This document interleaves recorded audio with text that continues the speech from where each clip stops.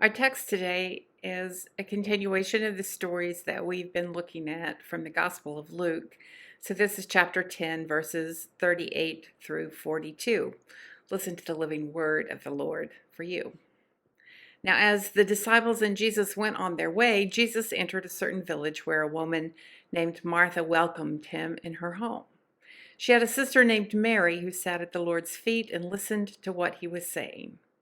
But Martha was distracted by her many tasks, so she came to Jesus and asked, "Lord, do you not care that my sister has left me to do all the work by myself? Tell her then to help me." But the Lord answered her, "Martha, Martha, you are worried and distracted by many things. There is need of only one thing.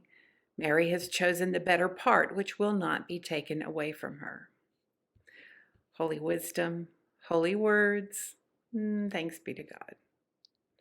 I have this image of the 12 disciples mostly standing around and watching Jesus interact with others.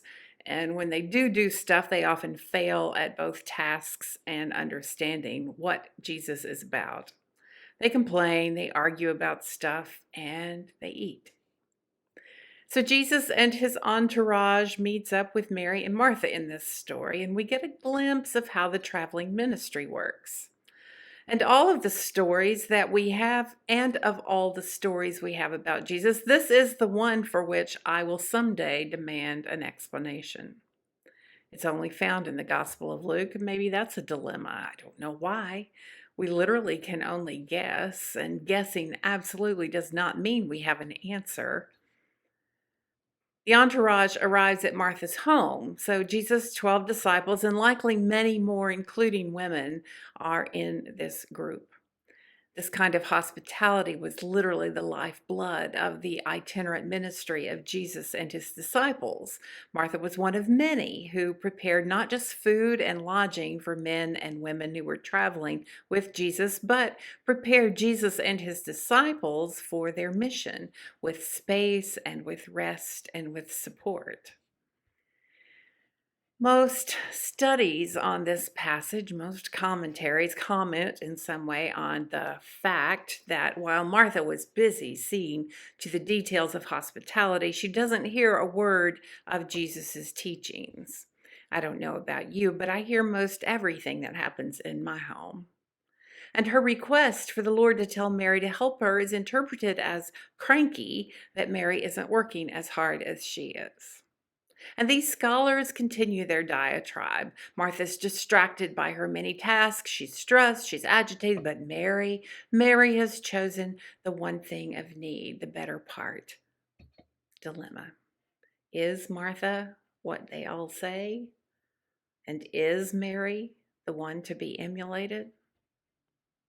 My major dilemma is that interpretation of who Martha is just never sat right with me.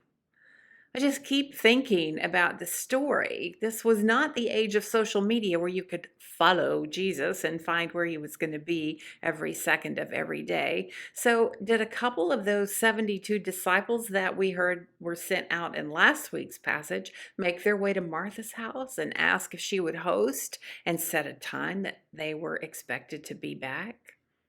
Or did they just show up at the end of the day because they were in town and Martha's home was one of the places where they knew the whole group would be welcome? Either way, it's a dilemma for Martha. Either you have time to make things absolutely perfect, exactly as you want them to be, to best support the ministry and its needs, or you have minutes to pull together hospitality for a large, tired, hungry crowd. Either way, it's a tough job. Either way, it's demanding. Either way, it's vital to the ministry. And either way, it's important so that Jesus' words might be heard and understood. Interestingly, the word used for Martha's tasks in the Greek is diakonia, meaning ministry or service. And the choice of that word is not indicative of a clean floor and mac and cheese on the table. It signifies a more significant service. But how do you do that well? Or how you do that well is usually some kind of dilemma. Now, Mary didn't seem to feel the dilemma at all. Seated at the feet of the Lord, she is either a devoted learner in a privileged place, because women usually didn't get to do that, or she's the woman lifted up as a model of silence when contrasted with her very verbal sister. Deciding which of those things is true is yet another dilemma in this story. So, having spent last week as primary caregiver for Amelia and Mabel, 5-year-old and 15-month-old, I can tell you there are demands of hospitality that simply must be met. I told Mabel just to sit in her dirty diaper while I had my quiet time with Jesus, but that didn't seem to go anywhere. When Mabel wakes up, we eat breakfast. And bedtime doesn't revolve around schedules or the end of a movie that Amelia is watching. Mabel goes to bed at 7 p.m. Whatever she's doing at a quarter till, she crawls up in your lap and she sucks her thumb. And if you don't get the hint, she just melts down. Amelia is somewhat more flexible, but needs watching, if you know what I mean. I mean, she's very gifted at figuring out new ways to use old things, if you know what I mean. This week, I remembered viscerally those years of raising my own four, coming up with meals 3 times a day, 7 days a week. I remember having to pick up constantly and clean the kitchen without ceasing, and give baths and brush hair and fix stumped toes, and try then to find the time to do the other million chores you really ought to be doing. So I remember leaving the baby in her high chair for a few extra minutes so you could quick vacuum the floor, which then stayed clean for exactly one whole hot second. And I remembered people in my home who could spend an hour in meditation because it was good for them, which it was, and people who could read the next chapter of their book because it was fascinating, which it was, or run out to Starbucks and finish a work project because they needed to, which they did. But I wanted to have the same conversation that Martha had. Help me do something. I know those things are the more important things in the world compared to cracker crumbs and stressing about what on earth will be edible for dinner on the day before you make it to the grocery store. Yet dinner is still expected, and cracker crumbs left on the floor lead to some very unwelcome visitors. Children and disciples wait at the table to be fed. Spaces must be prepared so that itinerant teachers can sit with their students. It really seems to me like you can't just walk away from the need. Thus, dilemmas. What I want from Jesus in this story is a response of, oh, Martha, we're sorry. We should be helping. No, no, no. Don't try to talk me out of it. We will all help. There will be time for teaching and learning in a bit. With all of our hands at work, the work will be finished quickly. So I'll start the dishes and everyone here can help, and I'll meet you all back here in about 20 minutes. And then Martha can sit next to Mary, and we will all have time to hear the word together. So, how do all these thoughts translate into a message for the people of God gathered together? Another dilemma. I really have no idea.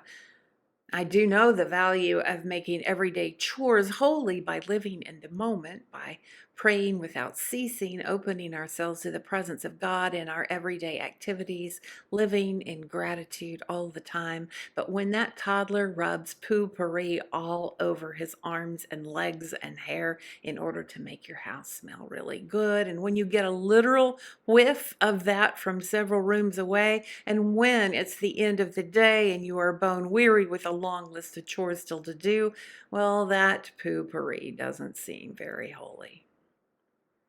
Maybe the dilemma of being Martha or Mary or Jesus is so grounded. Maybe the story of Martha or Mary or Jesus is grounded not in the most obvious words and actions of this story, but in the deeper patterns and possibilities of life together. Maybe we shouldn't be so quick to impute motives and feelings. Maybe we shouldn't choose interpretations that fit so easily with our biases and assumptions of gender roles and leadership roles. Maybe we should imagine more and better, listen more and better, serve more and better.